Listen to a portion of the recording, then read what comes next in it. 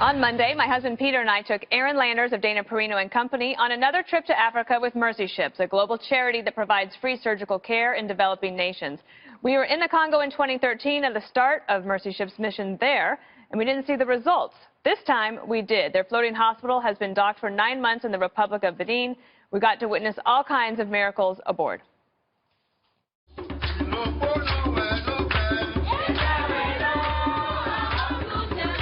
Check this little girl out. She's dancing for a reason, because there's great cause for celebration. 70 patients treated by Mercy Ships the week I arrived in Benin can now see again. Successful cataract surgeries cured their blindness. A celebration of sight was held in their honor, and there was much joy to go around. Little Yanis will also be celebrating soon. He just found out he's a candidate for cataract surgery at the end of the month. And this is his sweet twin sister.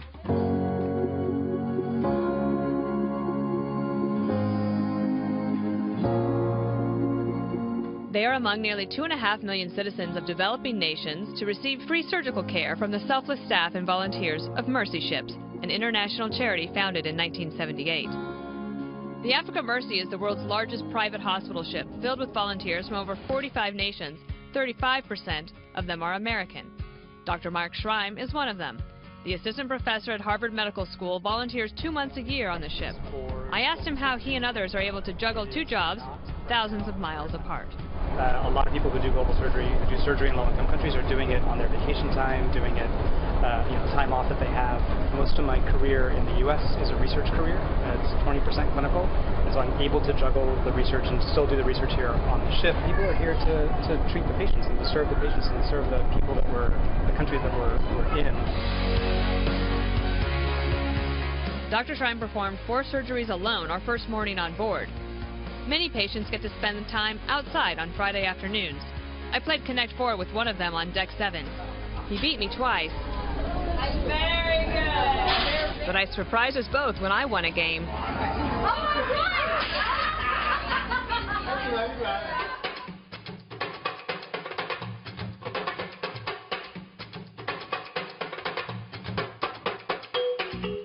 In addition to treatment on board, ship-based teams also serve in local villages, providing a wide array of services. While I was there, a party was held for children from a local orphanage. Ashley Reeves co-runs it with her husband John. They're adopting the cute little toddler she's holding, named Kojo. Remarkably, Ashley wishes she could do more to help others in need.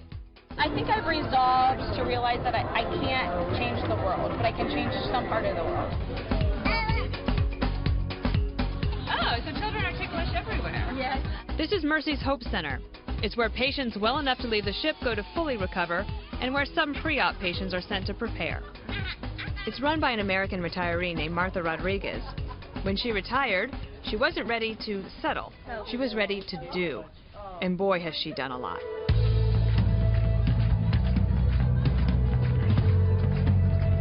Perhaps the most touching moment of my trip was the celebration for 3 women who just had their fistulas successfully repaired. Trauma during childbirth left holes between their bladder and birth canal, leaving them incontinent for years. Sadly, many fistula sufferers are ostracized for their condition in this part of the world. Nurse Amy Jones has treated many of them.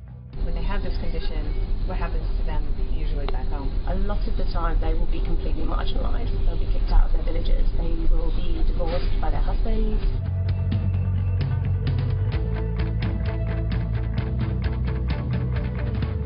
Fistula patients are given a new dress after their surgery as a symbol of their restored life.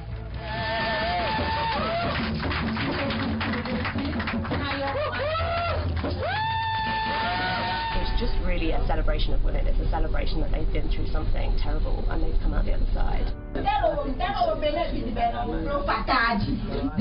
when I met them, they told me that they would treat me free of charge. And they said, okay, we are going to do the surgery for you tomorrow. And I was amazed. I said, There weren't many dry eyes in the room, full of song, dance, and prayer.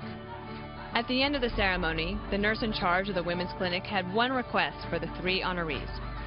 She said, "All we ask is that when you leave here today, let God walk with you. You are not alone." God is walking with mercy ships to help bring hope and healing all around the world.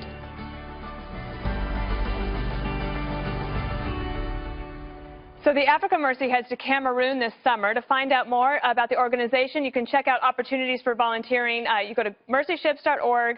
I can tell you they need a lot of positions filled, engineers, dentists, cooks, and teachers, and they absolutely need a principal right away. Oh, I would be the greatest principal. I've always wanted to be a principal. I have a question, though. If I do go, Oh, no. would I be able to get some elective work done on myself? Like maybe a little lipo, Botox? I don't think that they don't have that capability yet.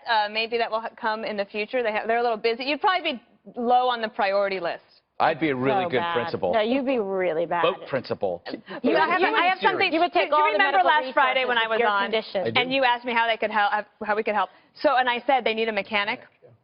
The next Then you got morning, one, yeah. a 25-year-old Christian man from here in America, who's a veteran of the Iraq War, said he is a certified mechanic and he's interested, and he did a full application. Wow, So fantastic. they're So, interviewing. Dana, I read your piece on FoxNews.com.